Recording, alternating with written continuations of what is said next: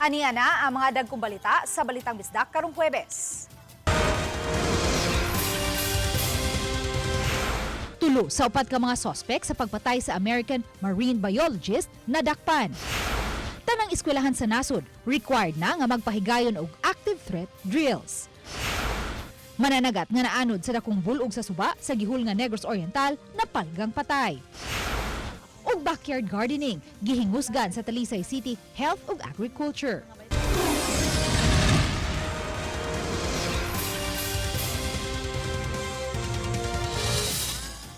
Maayong hapon, ako si Luan Merondina. Nadakpa na ang tulo sa upat ka mga sospek sa pagpatay sa usa ka American biologist didto sa Negros Oriental.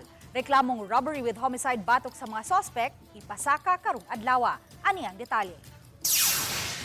Nadakpan ang tulo sa upat ka mga sospek sa pagpatay ni Dr. Kent Carpenter sa Sibulan, Negros Oriental kagabi, July 15.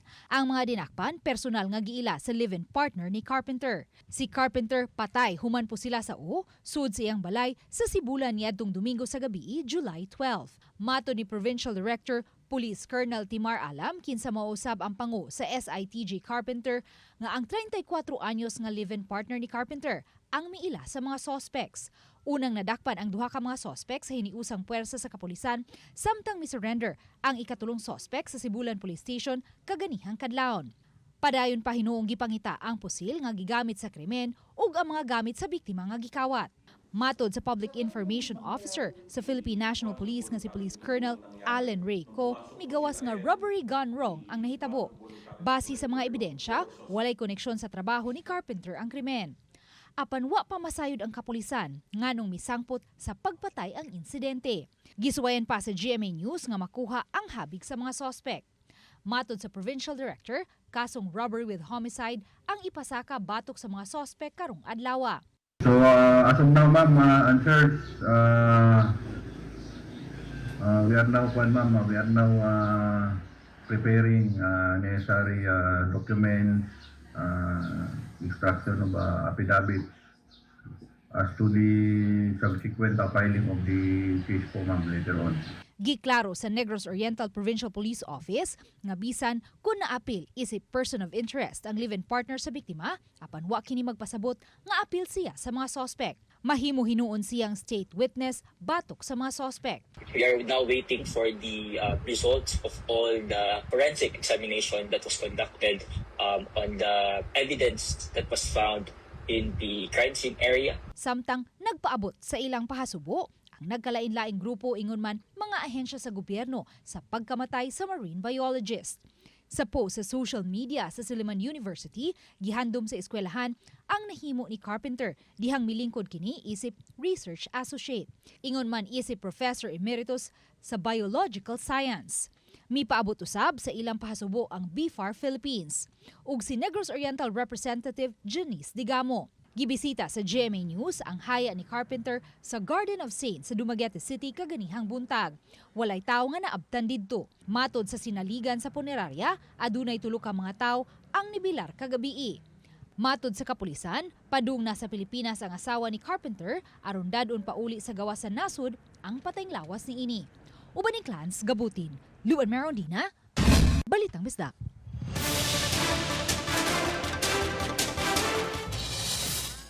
Gipusil patay sa riding in tandem ang usa ka 50 anyos nga babay sa B. Arana Street, Barangay San Nicolas Proper, Dakbayan sa Sugbo. Ang detalye sa live report ni Alan Domingo. Lan?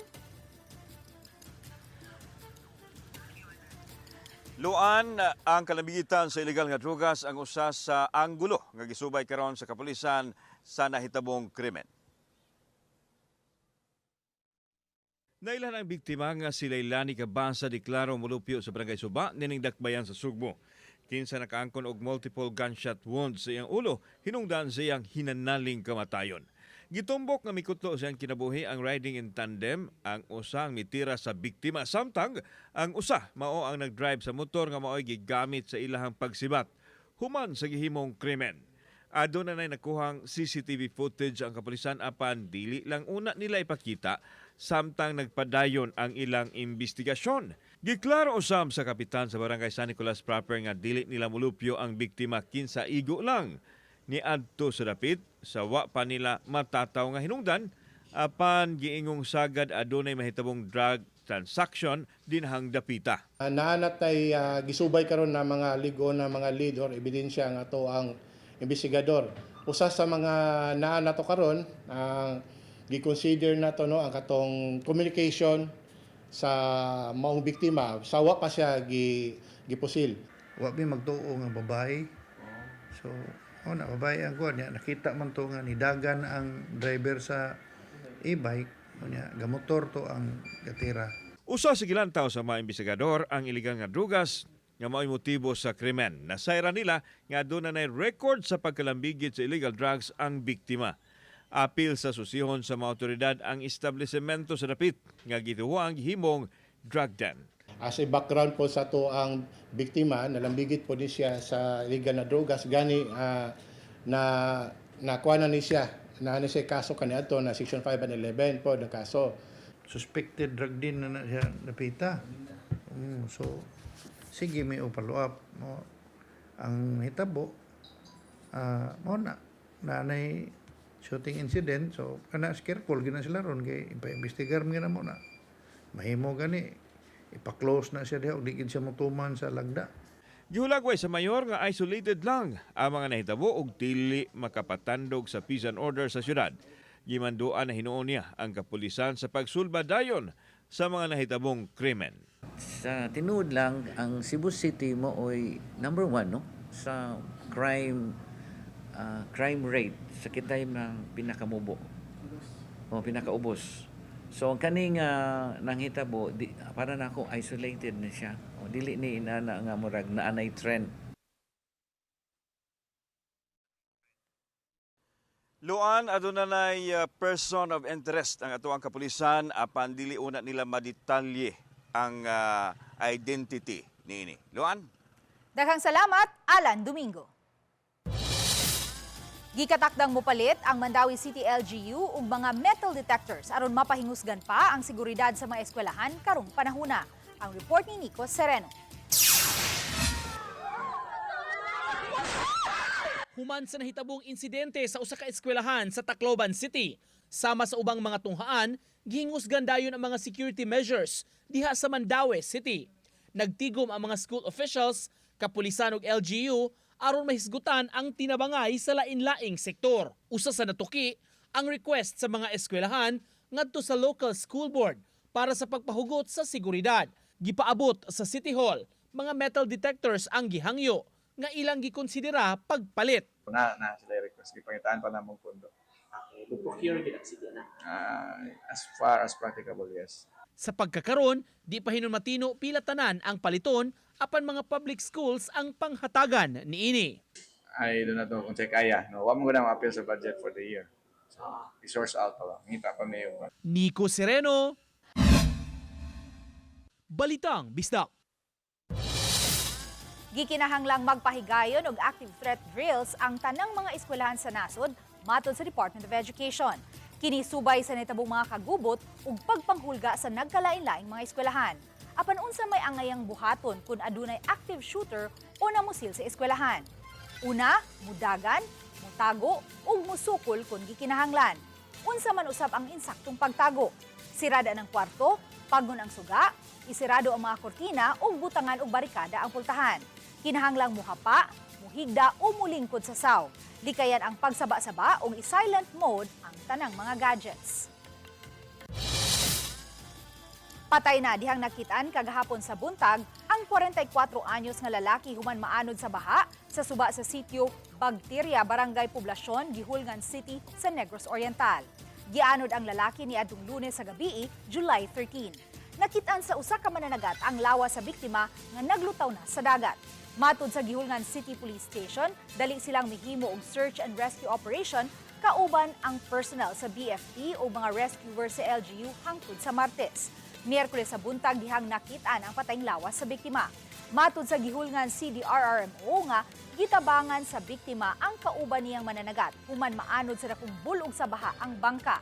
Napungan nga maanod ang bangka apan nadasa kusog nga sug ang biktima. Matod sa Pag-asa, thunderstorms ang nagpauwan sa Gihulngan City ug kasikbit nga mga lugar niadtong Lunes. may pambot ka usa nga peligro maanod, magdala mo usahay mo. Mudala mo po siya siya ba mo sa tawag mo operate pa. Moto ni hapas na si Kuan dito sa mga lases pasado ni hapas ning atong biktima. Dito na action na gyud nagano ra gyud ang pambot. Gidaghan siya iyang gidaiban aron iyabal ko yung masakyan ng pambot magairan. Aron kay wa naman siya kay kusog naman ang baha.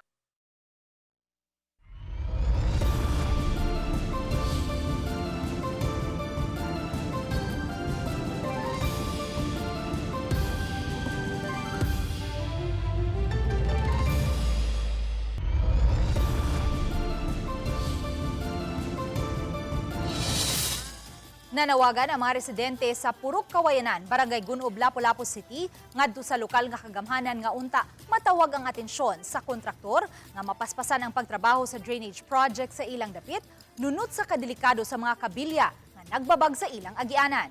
Aniya ang balitang barangay. Tuyong ni Pada ug mga hulagway sa mga gipangbangagan nga dapit sa drainage line sa S. Osmeña Street, Barangay Gunob, Lapu-Lapu City, si Fe Sumagang, residente sa Purok Kawayanan. Gipunting sa iyang reklamo ang gibangagan at bang mismo sa agianan sa mga residente sa Purok Kawayanan diin may nagbarug pa nga mga kabilya. Matud ni Fe, delikado kaayo ang mga kabilya nga makatusok sa mga batang magdagandagan, lakip na sab sa mga residente sa dapit nga magsakay og motorsiklo.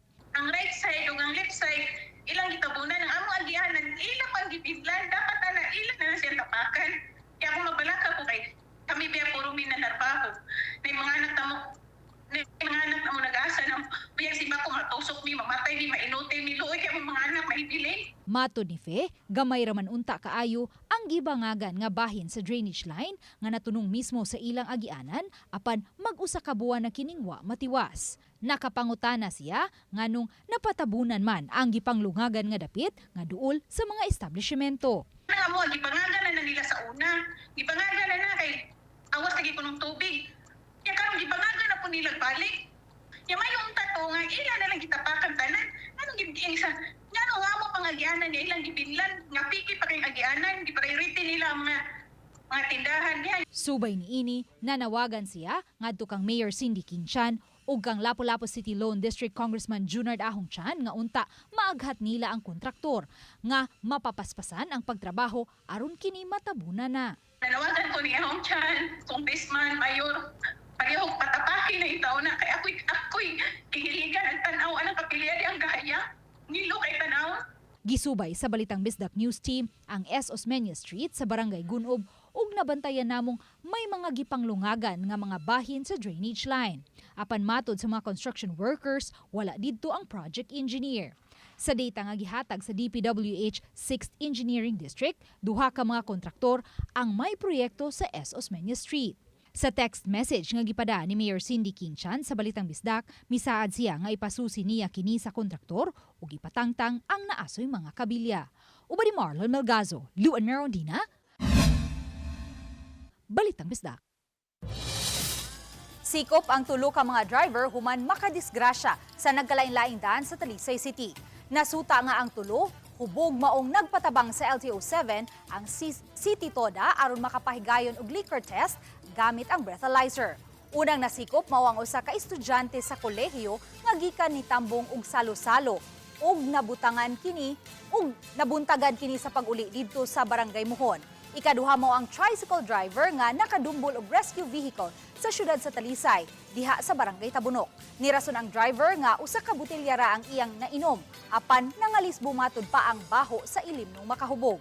Ang ikatulo nga nasikop mao ang usa ka senior citizen nga nakasaghid og pribadong sakyanan sa Barangay Lawaan 3. Nisibat ang motorista apan gigukod kini hangtod nga naabtan. Atol sa gihimo nga test, gamit ang breath analyzer, nahibaw-an nga positibo kini sa alcohol. Mitambag ang City Toda ug ang taga-LTO nga kun makainom, di kayan ang pagmaneho kaysa pagmaneho nga hubog duol sa disgrasya. Gipasakaan gyud og kasong kalapasan sa RA 10586 o Anti-Drunk and Drug Driving Act ang naasoy tulo ka mga driver. Nag-public hearing sa Mandaue City bahin sa paggamit sa mga tricycle. Gipangutana kung bukas ba sa posibilidad sa pag-switch sa electric tricycles gikan sa mga fuel-powered units. Gipatawag kini sa konseho aron kuhaon ang opinyon sa nagkalain-laing sektor. Gihimong basihanan nga sa usa ka probinsya, e-tricycles na ang sagad nilang gigamit nga makatabang sa environment. Sa mahinsab sa Traffic Enforcement Agency, mag-agad ra usab sila kung unsay ipasar sa konseho apan mipasabot sa palisiya sa tricycles magpabilin gihapon sama sa dili nga makasud sa national road. Medyo nagunahon na pa sila kay prices sad na di ba na ingon na lang kadali. Pero kung i-subsidize sa atong city, why not, di ba? Why not? Maaram gi problema nato kwarta. Whatever ang ipas nga legislation sa sanggunian, we will implement. Basta mao lang tong amo for as long as kining mga e-trikes nga gipang consider karon as a mode of public transport, mo compliant lang sila ba? Karon nakakita naman ta nga naipipila ka mga syudad o lungsod nga nag-authorize na nag-franchise sa mga e-trikes gawa sa katong fuel-driven nga mga vehicles. So, ato nang giandam na ordinansa. Option lang to switch to e-trikes. No? Dili ingon nga we're shifting totally. Patay ang usa ka tricycle driver nga sakop sa Barangay Peace Action Team o BIPAT, human po sila sa riding in tandem samtang namasahero sa Barangay Tapon, lungsod sa Dalaget. Giila ang biktima nga si alias Ruel, 58 anyos, taga Barangay Kawayan sa maong lungsod. Sa investigasyon na sayran sa Dalaget Municipal Police Station nga nagmaneho ang biktima sa iyang tricycle sakay ang duha ka mga pasahero paingon sa south. Dihang patungas na sa Taytayan, kalit nga gipusil ang biktima sa likod sa O gamit ang wa matino nga kalibre sa armas. Gida ang biktima sa Tambalanan apan gideklarar kining dead on arrival. Nasikop sa Dalaget Police ang ug sa Provincial Intelligence Unit sa Cebu Police Provincial Office ang usa sa mga suspitsado. Sa gihimong backtracking ug sa tabang sa mga saksi, nailhan sa kapulisan ang mga suspitsado. Usa sa tulo na sikop sa Barangay Lorega, San Miguel sa Dakwen sa Subo ug giila sa alias nga Denden. Wala ibutyag sa kapulisan ang kalambigitan niini sa krimen, samtang padayong gipangita ang ubang mga suspitsado. Nasuta nga ang biktima aktibo nga sakop sa BIPAT ug nakadawat og pulga sa iyang kinabuhi. Nakumpleto sa usa ka 29 anyos nga opunganon ang Project 82PH o ang pag-travel sa 82 ka mga probinsya sa Pilipinas, sulod lang sa 11 ka buwan. Ato siyang ila-ilahon pinaagi sa report ni Orchids Lapingkaw. Kapin sa 11 ka bulan, 82 ka destinasyon, usa ka babayi ug usa ka misyon. Mao kini ang istorya ni Orsola de la Serna, lumad nga taga Lapu-Lapu City og lungsod sa Alegria. Ako before sa dili ko gianak jud sa Lapu-Lapu. Nya dool mig airport, sige ko kakita og kanang mga planes, and then nibalhin mi pag dalagan ako pag kanang high school, nibalhin ko og Alegria.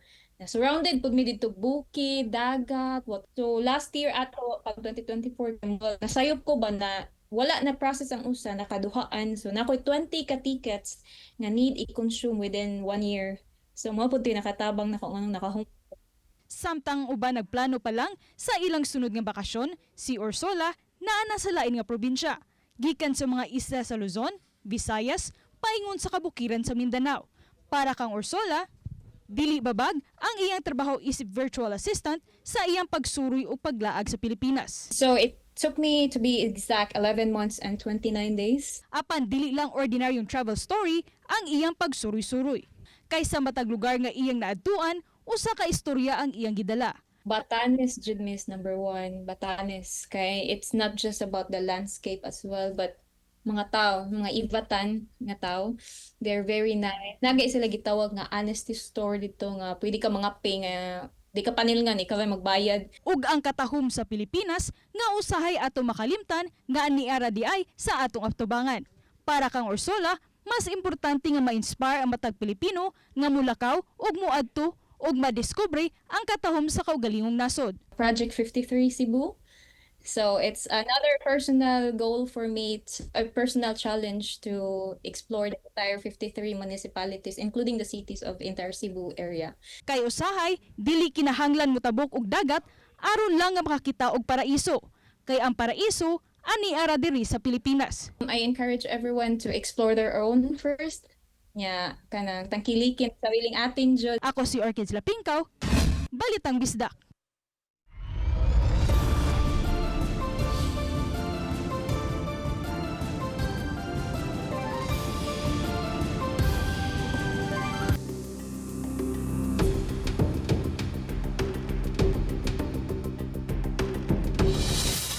Sa Day 6 sa nagpadayong GMA News special coverage sa Vice President on Trial, may barug sa habig sa prosecution alang sa oral arguments si House Prosecutor Attorney Shell Jokno, samtang si Attorney Michael Poa sa depensa.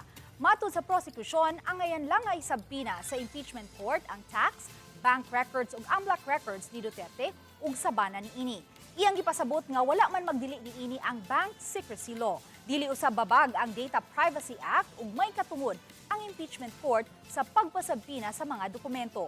Apan alang kang POA, kung adunay sabpina, mamahimong pagpanggukod kini ug dili makatarunganon ug nahimo kining fishing expedition batok sa bisig. Mipahigayon og caucus ang senator judges aron desisyonan ang mosyon sa prosekusyon. Nasabutan nga debatihan kini karong Lunes tungod kay nanginahanglan sila og igong oras aron tun-an ang mosyon. Karong Lunes, ipadayon ang pagpangutana sa senator judges sa prosecution ug sa depensa subay sa gipaabot nga desisyon sa impeachment court. Sunod semana sab, muatubang si NBI Director Melvin Matibag nga maoy unang saksi kabahin sa confidential funds sa BC. Walay bagong daotang panahon o bagyo nga gibantayan karon ang pag-asa nga posibleng nakaapekto sa nasod. Apan nabantayan gihapon ang habagat sa pipila ka mga lugar sa nasod, ilabi na sa extreme northern Luzon. Posible gihapon nga makasinati og localized thunderstorms ang ubang mga lugar sa nasod. Subay sa rainfall forecast sa Metro Weather, ana gihapon ang posibilidad nga uwanon ang ubang lugar sa eastern ug central Visayas. Mamahimong masinati ang kusog nga pag-uwan-uwan sa ubang lugar sa Leyte. Posible usab nga uwanon ang uban pang bahid sa nasod. Gihingusgan sa Talisay City LGU ang pagpatuman sa backyard gardening subay ning pagsaulog sa Nutrition Month. Pagdasig usab kini sa mga Talisaynon nga mukaon ug masustansyang pagkaon. Ang report ni Femery Dumabo. Back to basic. Ang pagpananom sa tugkaran sa panimay o backyard gardening ug ang pag-awhag sa mga tinunan og magtutudlo nga mag-gardening. Ang gihingusgan karon sa Talisay City Health ug City Agriculture, ilabi na ning bulana kanus agi sa ulog ang Nutrition Month nga may tema Nutrisyon at Kalikasan ating pangalagaan. Usa sa itong activities karon is mag-tree planting na ma'am. That is for investment sa future na to, and ang usa sad is we will be encouraging together with the DA, ang atong DA is magkwanta sa backyard gardening para mas sufficient lang sa dad, dili na ito musigipalit. Usa sa ilang programa ning bulana ang Purok Backyard Gardening Contest ug ang pag-aghat sa kabataan sa pagkaon sa mga utanon ug prutas alang sa maayong nutrisyon. Sa ni mga pagkaon nga mga ready-made na, I think we need to go back to nature kay ang healthy gigayo ang natural man gyud. So we encourage na to nga if we cannot buy, we can produce it ourselves. Si Rinaldo Istumata kinsa kapin na 10 ka tuig na nga registered nutritionist o dietitian sa Cebu. Nibutyag nga nagkabata na ang adunay sakit nga giisip kaniadto nga sakit lang sa mga idaran. Usa sa nakitang hinungdan ang pagbaliwala na sa mga nutritious food o tanon ug prutas kay sagad mga processed foods na.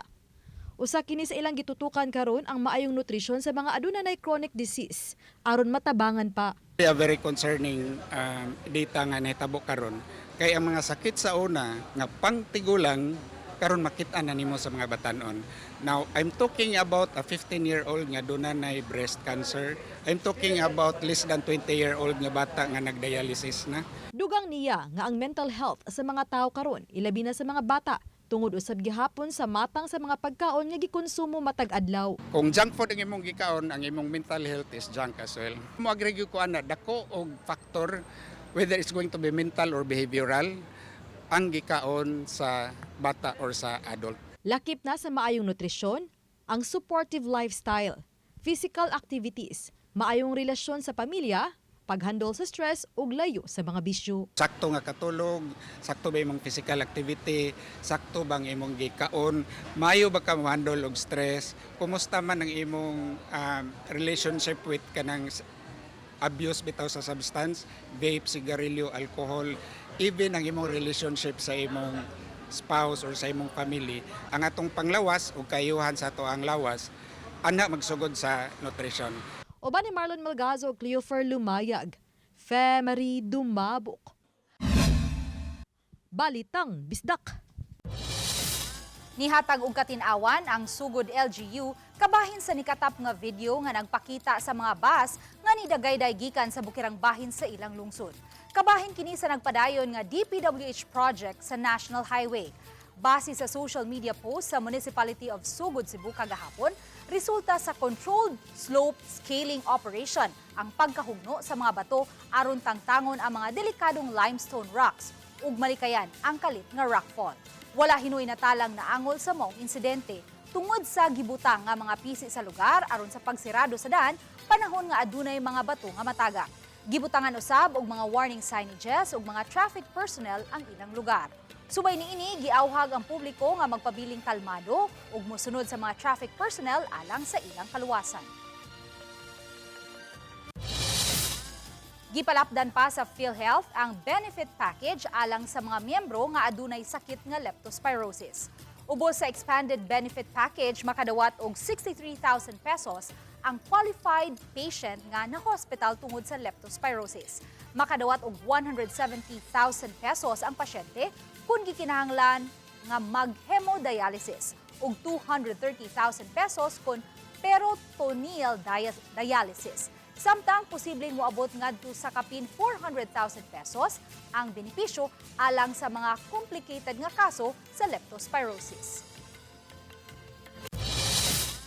Nahurot na ang first batch sa tag 20 pesos matag kilong bugas nga gibaligya sa Lapu-Lapu City Government ngadto sa matag barangay.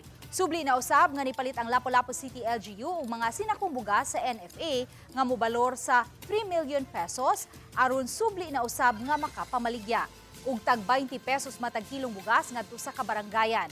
Apan wa pay supply nga nahatag ang NFA. Matod ni Lapu-Lapu City Councilor Annabeth Quizon, chair sa Committee on Social Services, nga nanghuam lang una sila sa Food Terminal Inc. og 400 ka mga sakong bugas aron mo ilang ibaligya sa kabarangayan karong simanaha. Samtang nagpaabot pa sila sa stocks gikan sa NFA. Karong adlaw sa sports complex habig sa City Hall gibaligya ang tag 20 pesos matag kilong bugas. Aron duol ra usab kini sa gimontar nga Kadiwa Retail Program diin may nagkadiang mga abot sa mga mag-uuma sa lalawigan sa Sugbo ang gipangbaligya. Ang mga baligyang utanon, prutas ug uban pang mga pagkaon sa Kadiwa Retail Program nga gimontar kilid sa City Hall magpadayon hangtod ugma adlaw Biyernes. Apan ang tag 20 pesos matag kilong bugas adto na usab ibaligya sa laing barangay. So wala pa mi stock actually. Kaning amo pa ning hinuwaman dito sa FTI para lang may makapadayon.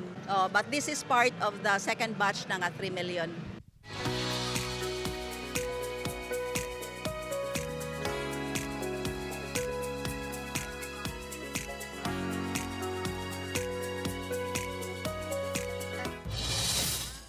Ug mao kadto ang labing dako ug nagunang balita sa Central ug Eastern Visayas.